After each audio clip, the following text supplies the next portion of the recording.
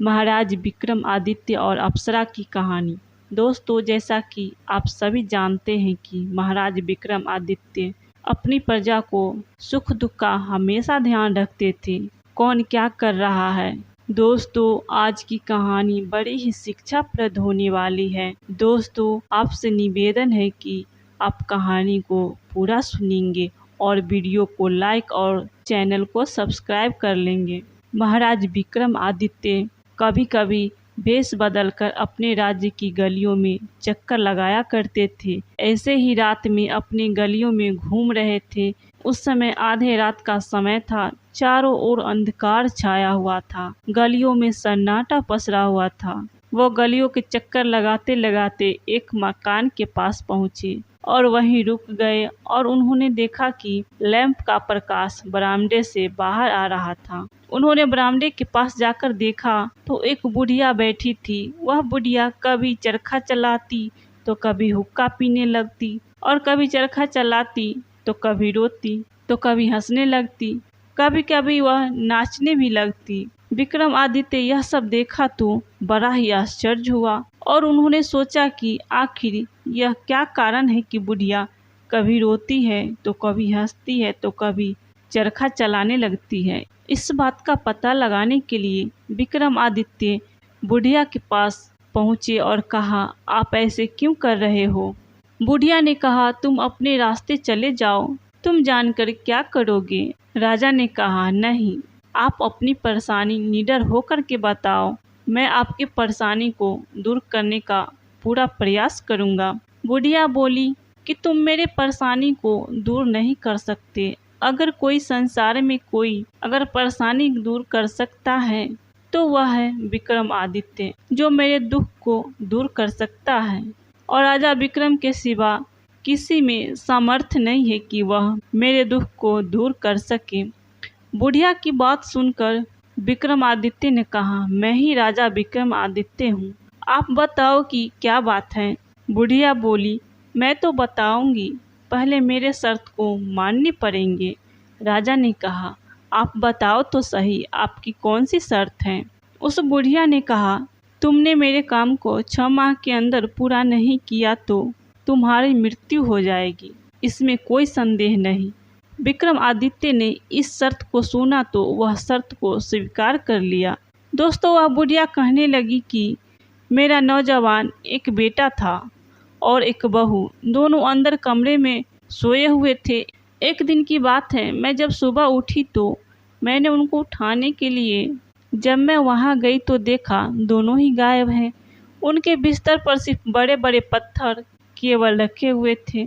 ये रहस्य मैं आज तक समझ नहीं पाया और उस दिन से मेरा दिमाग काम नहीं कर रहा है। हालत ऐसी हो गई है जैसे कोई एक पागल है। इसलिए तुम 6 महीना के अंदर मेरे पुत्र और बहू को अपनी प्रतिज्ञा के अनुसार वापस ले आओ तो मैं मान जाऊंगी, अन्यथा 6 महीने होते ही तुम्हारी मृत्यु हो जाएगी। विक्रमादित्य ने बुढ़िया से विदाई ली और उसी रात अपनी राजधानी को त्याग कर दिया। बुढ़िया के बेटे बहू को खोजने के लिए निकल गए। कई गांव और नगरों में घूमते घूमते उनको कई दिन व्यतीत हो गया। भूख प्यास से बेहाल होते और भ्रमण करते करते दुनिया के कोना कोना छान मारा, लेकिन कहीं नहीं उनका पता चला। एक रात की बात है, जब वे एक नदी के पास पहुंचे तो उनको थकावट महसूस हो रही थी। उस थकावट के कारण उनका सारा शरीर चूर चूर हो रहा था। वे नदी के तट पर लेट गए और जैसे ही वे लेटे तो नदी के किनारे से ठंडी ठंडी हवा चल रही थी। उस हवा से उनके शरीर स्पर्श करते हुए उनको नींद में जकड़ लिया, लेकिन चिंता के कारण नींद कितने देर रहेगी। रात के 12 बजे करीब उनकी नींद टूट गई। सोचने लगे कि 5 महीने समाप्त हो गए, लेकिन मैं अभी तक अपना वचन पूरा नहीं कर पाया हूँ। 6ठा महीना समाप्त होते ही हमारी मृत्यु निश्चित है। इससे अच्छा है कि मैं स्वयं छलांग लगाकर इस नदी में जान दे दूं। इस तरह के विचार आते ही विक्रमादित्य ने नदी की ओर चल पड़े। ज्यों ही छलांग लगाने लगे त्यों ही उनको अंधेरे में कपड़े धोने की आवाज़ सुनाई दी। उन्हें बड़ा ही आश्चर्य हुआ कि इतनी रात के समय कौन कपड़ा धो रहा है। विक्रमादित्य उठे और चल करके वहीं पहुंच गए। धोबी से पूछा, अरे भाई, तुम इतनी रात को इस समय तुम कपड़े क्यों धो रहे हो? इतनी रात के समय कपड़े धोने की क्या जरूरत पड़ गई? उस धोबी ने कहा, महाराज, मैं क्या करूं? हमारे यहाँ एक अनारकली नाम की एक लड़की रहती है जिसने आज तक सूर्य का मुख नहीं देखा है। दूसरों को तो देखता ही कहाँ है। उसके जितने भी काम होते हैं वे सब रात में होते हैं। यहाँ तक कि उसके कपड़े भी रात में धो कर के सुखाने पड़ते हैं। राजा जब ये बात सुनी तो राजा को हैरानी हुई। वापस आकर के वे अपने स्थान पर लेट गए और बड़े ही देर तक सोचते रहे, लेकिन यह गुत्थी सुलझी नहीं और उनके दिमाग में यह बात नाचती रही। तो सोचने लगे, मैं तो ऐसे ही दुखी हूँ, फिर इस झंझट में पड़ने से क्या फायदा, इसलिए अब तो डूब करके ही छुटकारा ले लेना चाहिए। वह फिर चल पड़े और जैसे ही डूबने के लिए तैयार हुए, उनकी नाक में धूप की मीठी मीठी सुगंध आई और साथ ही निकट से शंख की आवाज़ सुनाई दी। तो विक्रमादित्य सोच में पड़ गए और वे रुक गए। इसका मतलब हुआ कि अभी मेरी मृत्यु है ही नहीं। सुबह हो रही है, शायद कोई महात्मा पूजा कर रहे हैं, चलो उनके दर्शन कर लो। चलकर महात्मा जी कुटिया में पहुंच गए। महात्मा जी के चरणों में प्रणाम किया। महात्मा जी ने जब विक्रमादित्य को देखा तो महात्मा जी बोले, पथिक, क्या बात है? लगता है तुम इस समय बहुत दुखी हो, बहुत परेशान हो, लेकिन तुम्हें मुखमंडल के तेज से ऐसा आभास हो रहा है कि जैसे तुम उच्च पद से संबंध रखते हो। उन्होंने कहा, महाराज, मैं विक्रमादित्य हूँ। संकट में होने के कारण नदी में डूबकर मैं अपनी जान खोना चाहता था। इतने में मुझे शंख की आवाज़ सुनाई दी, इसलिए मैं मरने से पहले आपका दर्शन करने चला आया। महात्मा ने कहा, धन्य हो विक्रमादित्य, आज तक तो आपका नाम ही सुना था, लेकिन आज तो आप स्वयं पधारे हैं। कहिए, मैं आपकी क्या सेवा कर सकता हूँ? विक्रमादित्य ने जब महाराजा की ये बात सुनी तो विक्रमादित्य ने कहा, महाराज, बुढ़िया के बेटे बहू और साथ ही धोबी की लड़की के कपड़े रात में धोने की कह दिया। महात्मा जी थोड़ी देर सोचने के बाद कहने लगे कि पहला काम यह करो कि किसी तरह तुम धोबी के लड़की से शादी कर लो, फिर 2-4 दिन वहाँ ठहरना और हाल चाल देख करके तुम मेरे पास आ जाना, तब मैं तुम्हें सारी बात बताऊंगा। दूसरे दिन विक्रमादित्य सज धज के धोबी के घर गए और उस लड़की से शादी करने की इच्छा जाहिर की। धोबी उस सुंदर व्यक्ति को देखकर बहुत प्रसन्न हुआ। उसी दिन विक्रमादित्य से अपनी उस लड़की की शादी करने का फैसला किए और सुबह होते ही शादी कर दी गई।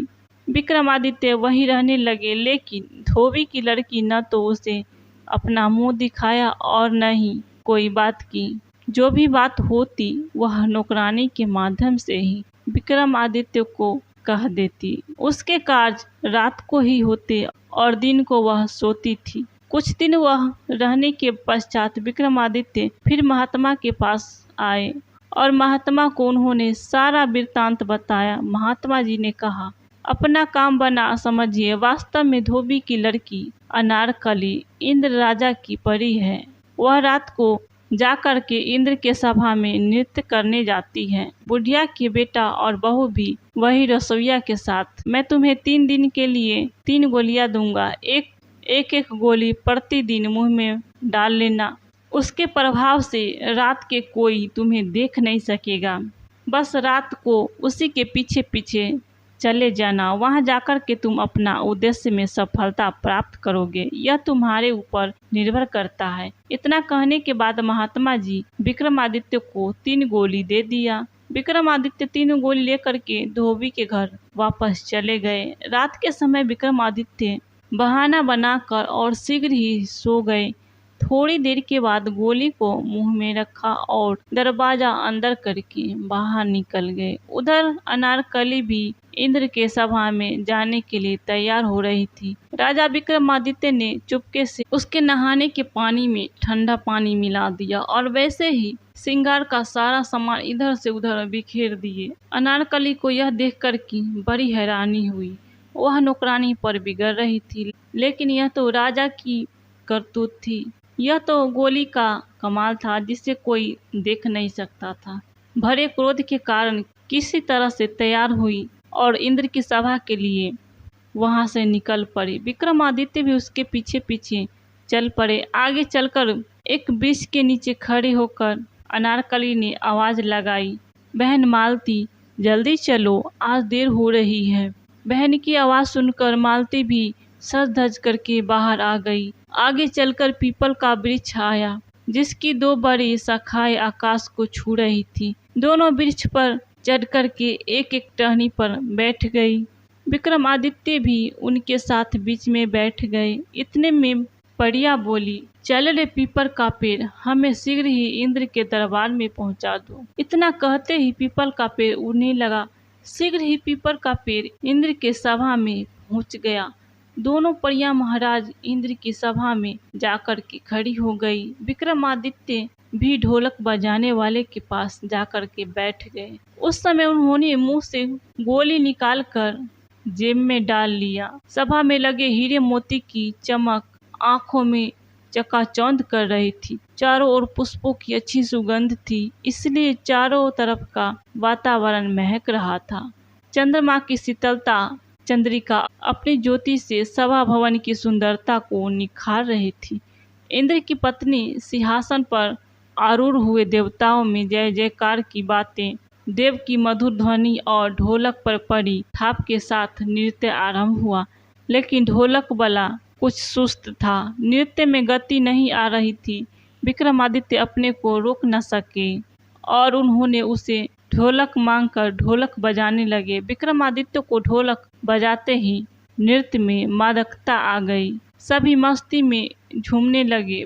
परियों ने ऐसा नृत्य किया जैसा कभी नहीं हुआ था। चारों ओर वाह वाह हो रही थी। नृत्य समाप्त हुआ। इंद्र ने प्रसन्नता से गले का 9 लखा हार उतार करके परियों को दे दिया। परियों ने वही हार ढोलक वाले को दे दिया। ढोलक वाला भी कई बार उपहार ले चुका था, इसलिए वे उपहार विक्रमादित्य को दे दिया। विक्रमादित्य ने इंद्र की सभा में विस्तृत हुई पहाड़ियां घर चली गई। विक्रमादित्य भी गोलियां मुंह में रखी और दृश्य होकर के पीछे पीछे चल दिए। वही पीपल के वृक्ष पर बैठ करके वही स्थान पर पहुंच गए जहां से चले थे।